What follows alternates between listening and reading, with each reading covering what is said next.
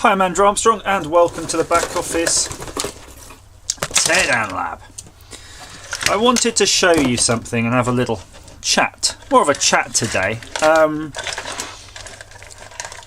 I basically spent the last couple of days working on a vehicle that I didn't want to work on because I kind of wanted it to be okay, but I found there was some issues. And the problem with me in automotive stuff is that I just can't let it lie. If there's a problem, it just winds me up. I can't have anything in any vehicle I work with, or especially if I own, to be wrong.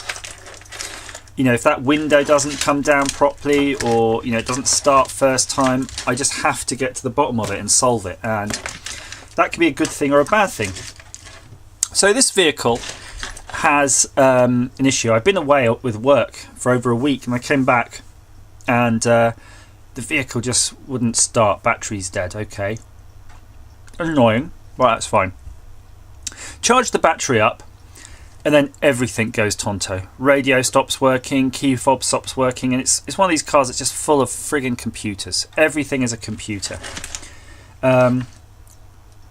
So I just sort of get into it and I just start ripping out wiring that I found. So the first thing I found was this blue box tucked away. So this is a Parrot universal hands-free box, and I presume it's for the normal hands-free calling. And it had this end on it, which normally goes to a screen. You can see here it's just been chopped off, so someone's just unceremoniously just snipped it. They've had enough of this, don't want to use it anymore, chop that off. That's kind of annoying. And because the radio that was not working, and I should have said I did this a few weeks ago. Actually, I found this a few weeks ago, but the radio wasn't working after the power cycle. And I can assure you the radio was working before, because I installed that AV equipment that I had made myself, and I'm fastidious, absolutely everything working. Anyway, so then I thought, okay, let's pull the radios out, and I did, and there was some moisture in there on those boxes. And you might have seen previous videos where I took out all the boxes and dismantled those and started servicing those and cleaning them up. So I did that. They're all cleaned up, everything's working. And then I found all this wiring. So people have made all these looms to sort of cut in to the wiring system, and you can see here this is a mute loom apparently, because I see mute written here. Something to do with the phones, to mute it down so that you can hear the voice over there. And then this box here, this is another mute thing, another muting device, I guess.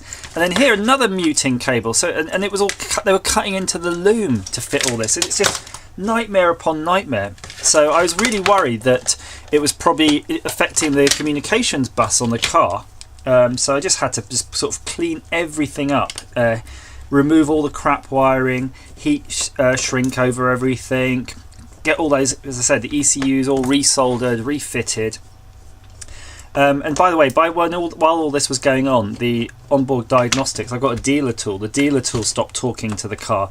So it's like, if the dealer tool can't talk to the car, you've got no diagnostics. But also it means there's some serious bus issues going on there. Oh, so this module itself is also a Parrot mute module. And let's have a look. It looks just, oh, it's really shit. Look at that. Surface mount relays. It literally is just a relay. Just unswitches some, the amplified headphone, the amplified speakers of the car, just so it can pump in its own. This is just bullshit. So you can imagine the communications bus down, and that's freaking me out. So then I start having to pull the body control module, the cluster controller. By this time, remember, I'm working on quite a lot of simultaneous systems in the car, so I'm diagnosing like a madman. And basically the upshot is, and the central locking key fob stopped working. The key didn't become recognised by the system. So I'm freaking out there. And what I think I have worked out is CAN bus D on this car might be tonto. There's something wrong in the CAN bus D. I did manage to get the computer working again and the key fob, everything, by unplugging one of the headlights. So unplugged one of the headlights briefly and then plugged it back in, and that may well have cleared an error briefly. Radio still doesn't work. Radio is happy as Larry though. The radio, the DSP, all of the diagnostics with the diagnostic tool now says they're happy. Everything's good, wiring's good, no errors in the vehicle at all, apart from the radio just will not make sound. But the weird thing is, if you put the radio into DSP test mode, so where you've got a mode where you say, okay, play me what you've got, you can hear sound. So there's something very fishy, and the only thing I can think of is maybe when they did this, if there was any sort of reconfiguration of the wiring. So I'm going to have to go back to basics with the wiring loom and literally start checking just to make sure they didn't do something to make it adapt to this. So I could see here, you see this thing's got some weird stuff cut off on it. I don't know if this is, well, it looks like it's part of a kit. Either way, never trust whatever a previous person's done in your automotive electronics. Get the oscilloscope out, start probing. I'm really hoping that I'll find something that goes from the radio module, because there's a separate radio module and a separate amplifier module, that maybe there's something screwed up with the channels. That's the best I could do right now. But the fact is, it was screwed up before I took this out. It's probably just going to remain screwed up.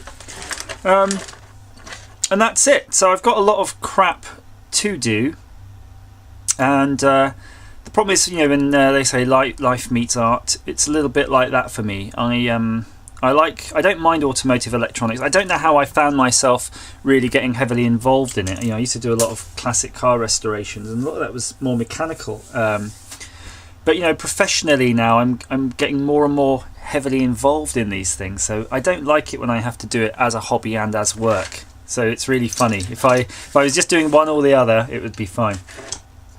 And I just said to my wife when I came in, you know what? I don't know if I could do the YouTube videos anymore.